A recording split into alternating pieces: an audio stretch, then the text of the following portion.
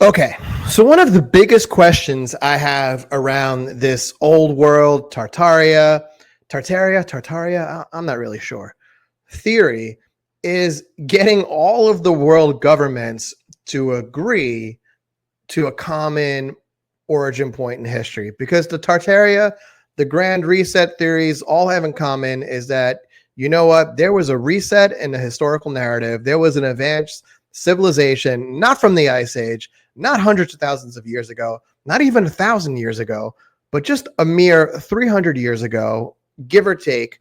There's a lot of conflicting ideas out there. No one's really sure about the hard and fast dating of this old world technology, this old world civilization, this advanced civilization of a higher form of humanity. But they all agree that around 200 to 300 years ago, there was some type of cataclysmic disaster. This old world was erased from the face of the earth, and only buildings that seem very, very out of place remain to this day that kind of give echoes or provoke thought or make you question the narrative that you've been given and be like, well, wait a minute, these buildings seem really out of place. Is there something else going on in the history that I've been told that I really need to know about? So my biggest problem with all this is just getting all of the nations of the world to agree on this lie.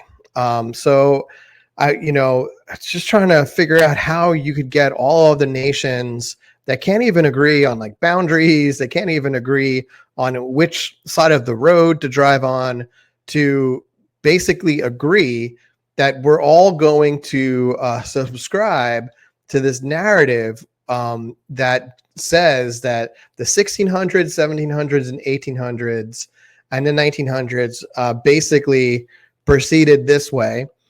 And we're gonna cover up the true history of humanity, that we had reached such a height, let's say about 300 years ago, that we had all this advanced technology, we were living longer, we were healthier, we had all of this cool stuff, we had free energy, we basically had harmony with the planet and with each other, and some type of dark entity or dark beings or evil basically crept in and robbed us of that. And now there are these mysterious shadowy figures in power that are basically controlling everything. And the number one way that they control everything is by controlling a narrative.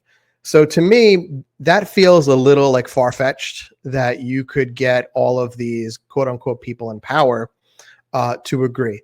Now, there's various ways around this. One of the theories that I've heard is that there was basically because there was such a worldwide calamity. And if you look at old photos of buildings and cities, one thing you'll notice is that the cities seem to have like a lot of mud. So they're not like paved streets like you would think of today. Most cities, most streets, and some of these old photographs, you don't really see like a lot of cobblestones. But what you do see is like a lot of dirt and mud. And so the theory goes that there was some type of cataclysmic event that covered the world in a thick layer of mud. It covered a lot of the old world technology, the old world creations, and it kind of just left like little fragments, little things that kind of like peeked above the surface of this old world buildings, buildings that don't seem to fit in with the way we make buildings today. And then these buildings at one time, perhaps maybe still, contain some type of technology that we've lost touch with how to use, and or that has been taken by the people who are now in power, these shadowy individuals, and that they're using to basically control all of us. They only let a little bit of the technology. They only give a little bit of the technology back to us. They give it to us like not all at once. So I guess we won't be suspicious. But it just seems far-fetched that everybody would agree on this. So the way that you can get around this is you could say that this worldwide cataclysm was so terrible that most people died in this mud flood, and you basically had like any of the survivors that were left, you brought them into indoctrination camps where you basically convinced them that what they thought was reality was not really reality. And, you can cite things like there's a lot of insane asylums that spring up around this time.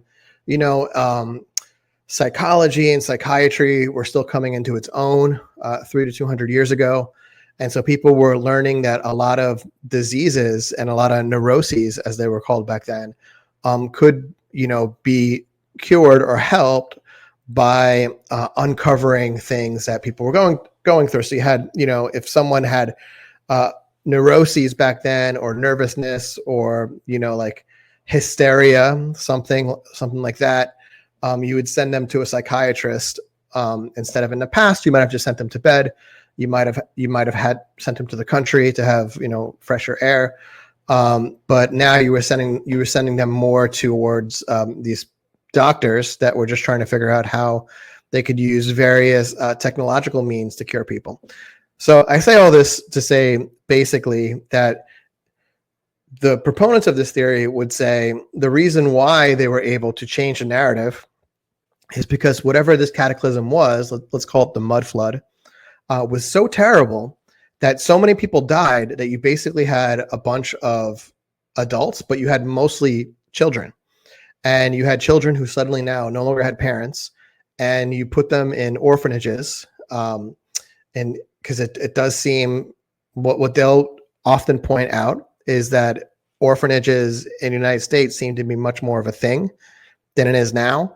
And so the theory is that you had all of these children in orphanages, and in these orphanages, they were being indoctrinated to the new narrative of what these shadowy figures who are now in power were pitching as the true history of the world. But it wasn't really the history of the world. It was basically a lie that people were being told so that they can be controlled, and so that they basically could serve these shadowy figures who were now assuming power.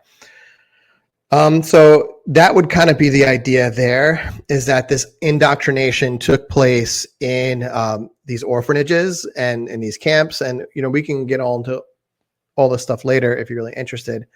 So that's the way, I guess, you would combat a skeptic like me who would say, well, I don't really understand how all of these nations would agree. Like, they don't agree on basically anything.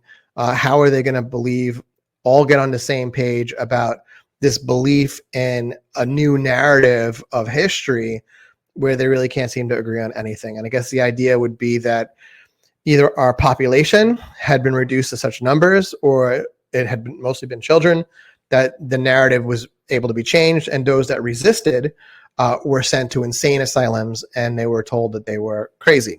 So you do have situations in the historical archive where families and children were taken away from parents, and the idea was that they were alcoholics, they were abusive, or they had gone insane because they had suffered such tragedy. And proponents of this theory would be like, well, actually, what was going on is that they were resisting this new narrative that was being forced upon them. And so they were separated from their children, and then their children were indoctrinated. And it was, then they were brought back into the society. So that is kind of one of my biggest problems with this whole theory, is basically all of the nations of the world kind of agreeing that the past 300 years, 200 to 300 years, have proceeded the way that our history books do say they do. No, and I do know that there are differences between nations and the way that they write their history books. Obviously, I'm from the United States. The history books I grew up learning about in school, they were, United States centric, or at least from a United States point of view. I know a lot of people can be like, "Ooh, that's so terrible," but this is where I'm from. I'm sure if I grew up in the United Kingdom, my history text would be, from the United Kingdom's perspective. My wife, who is from, she was born in another country, in Peru. I'm sure the Peruvian textbooks, they couch things from a Peruvian point of view. A point of view is from someone who has experienced history from the South American point of view.